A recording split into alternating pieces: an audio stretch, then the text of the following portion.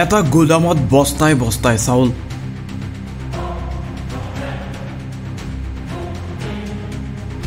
চৰকাৰী চাউল চুৰি কৰি ৰঙা ঘৰৰ আলহী দুজন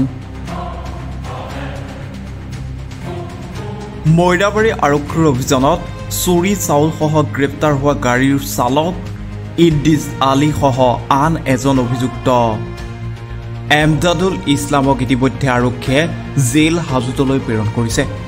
বুজন পৰিমাণৰ চৰকাৰী চাউল মজুত থকা লোচনাবৰী গাঁও পঞ্চায়তৰ পুৰণা গুদামৰ পৰা চাউল চুৰি হোৱা বুলি উল্লেখ কৰি মৈৰাবাৰী সমবায় সমিতি কৰ্তৃপক্ষই এজাহাৰ দাখিল কৰিছিল। চুৰিকাণ্ডত জড়িত থকা অভিযুক্ত সাইফুল ইছলাম আৰু নজৰুল ইছলামৰ নামত এজাহাৰ দাখিল কৰিছিল। লোচনাবৰী গাঁৱৰ গাঁওৰক্ষী স্থানীয় লোক তথা মৈৰাবাৰী সমবায়ৰ কৰ্মকৰ্তাসকলৰ উপস্থিতিত আজি অতিৰিক্ত উপায়ুক্তই উক্ত গুদামত মজুত চাউল তথা ঘটনাৰ সন্দৰ্ভত তদন্ত কৰে।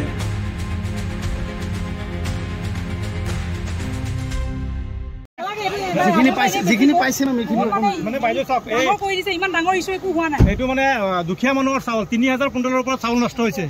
এতিয়া দুখীয়া মানুহে মানে পেছত পৰিছে, ধনী মানুহৰতো চাউল যোৱা নাই, দুখীয়া মানুহৰ কৈছে।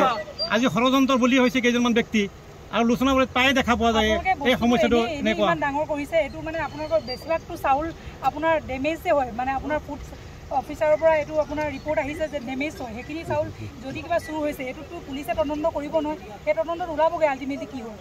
এইটো ইমান একো কথা নহয়, মানে আপোনালোকে বেছি ডাঙৰ কৰি নাপায়। ধৰি লওক পাৰ্চনেল লেভেলত কোনোবা কোনোবাই গৈ লৈ লৈছে, কোনোবাৰ মানে কাৰোবাৰ নাম সাঙুৰ খাইছে বুলি কৈছে, কিন্তু যদিও সাঙুৰ খালেও যদি কিন্তু আল্টিমেটলি বাইদেউ ষড়যন্ত্ৰ এইকাৰণেই কৈছোঁ যিহেতু মানে পুলিচে সোধপোছ কৰাৰ আগতে তেওঁলোকে দুজন ব্যক্তিৰ নাম ইয়াতে ৩জনমান ব্যক্তিৰ নাম দি দিলে।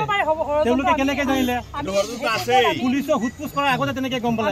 তেওঁলোকে নিজে মুখেৰে কৈছে যে পুলিচে সোধপোছ কৰাৰ পিছত তেওঁলোকে গম পাইছে। আগতীয়াকৈ কেনেকৈ এজাহাৰটো দিলে? আৰু ইয়াত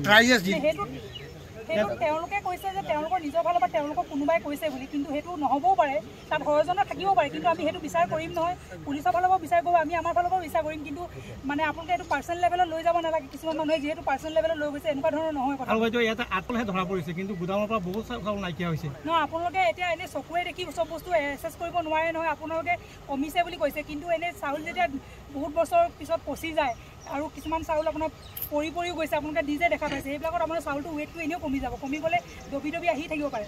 তো আপোনাৰ মানে মাজতে আৰু এবাৰ চাউল মানে চুৰ হৈছে বুলি কয়, তেতিয়া কিমান চাউল চুৰ হৈছে সেই বস্তুটোতো ওলোৱা নাই। সেইবোৰ মানে ওলাই পিনে আপোনাৰ বস্তুখিনি মানে ভালকৈ চালে অকণমান চাউল চুৰ হয় বা কিছুমান নাইকিয়া হ'ব পাৰে।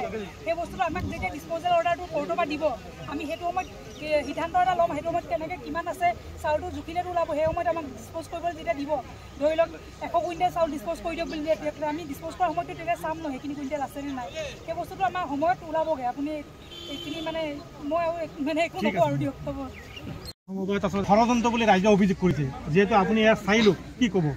হয়, এইটো আচলতে ষড়যন্ত্ৰ। যেতিয়া বিডিবিয়ে মানে চাউল লৈ যোৱা এটা অটো ট্ৰাক ধৰিছিলে, তেতিয়া মানে ট্ৰাকটোৰ চালকজনক বহুত বাৰে সোধা হৈছিলে। 12জন মানুহ বিডিবিৰ সদস্যই সুধিছিলে। সোধাৰ সময়ত কৈছে যে নাই, মই চাউলটো আব্দুল কৰিম আৰু কৰিমৰ ঘৈণীয়েকে মোক চাউলটো দিছে, মোৰ ভণ্টি হয়, তাৰ ঘৰৰ পৰা মই চাউলখিনি আনিছোঁ, তাৰ কাৰ্ডৰ চাউল।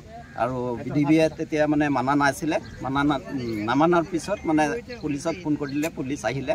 পুলিচক চমজাই দিয়াৰ পিছতো মানে একেই ষ্টেটমেণ্ট দি থৈ গৈছে যে মানে মই চাউলটো তাৰ পৰা আনিছোঁ। পিছত মানে মৈৰাবাৰী থানালৈ যোৱাৰ পিছত আকৌ আহি পেলাই এজন মানে নিৰখ ল'ৰা এমদাদুল ইছলাম তাক মানে উঠাই লৈ গৈছে পুলিচে। কিন্তু সেইজন মানে ষড়যন্ত্ৰৰ বলি হৈছে বুলি আমি অনুমান কৰিছোঁ। আৰু দুগৰাকী ব্যক্তিৰ নাম তেওঁলোকে মানে কৈছে যে পুলিচক সোধপোছ কৰাৰ পিছত তেওঁলোকে গম পাইছে, কিন্তু এজাহাৰটো আগতীয়াকৈ দিছে। কেনেকৈ তেওঁলোকে গম পালে?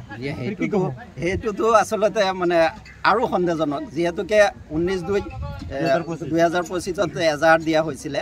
এজাহাৰত যদি তেনেকুৱা নাম মেনশ্যন কৰিছে, কৰাৰ পিছত মানে দ্বিতীয় চুৰি হোৱা বা তেনেকুৱা গাড়ী আটক কৰি বিডিবিয়ে ধৰাৰ পিছত এইজন মানুহ সেইকেইজন মানুহ ছেইম আছামী হ'ব নালাগিছিলে। যদি আছামী আছিলে তেতিয়াহ'লে 19/2/2025 পিছত ধৰিব লাগিছিলে, ইমান দিন ৰখিব নালাগিছিলে, যদি আচলতে তেওঁলোক চোৰ।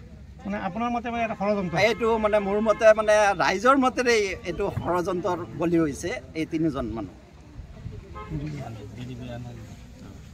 নিজে আছিলে হয় কি ঘটনা হৈছিলে ৰাতি 12:30মান বজালৈকে মই এতিয়া হেৰি কৰিছোঁ আপুনি বিডিপি হয় নেকি কোনখন গাঁৱৰ বিডিপি দক্ষিণ লুচনাগুৰি 1 নম্বৰ ৱাৰ্ড কি নাম আপোনাৰ মহম্মদ আবু কৈছিল কি ঘটনা হৈছিলে হৈছিলে মানে আমিতো 10টামান বজাত ওলাইছোঁ ছাৰে কৈ নিৰ্দেশ দিছে ওলাবৰ কাৰণে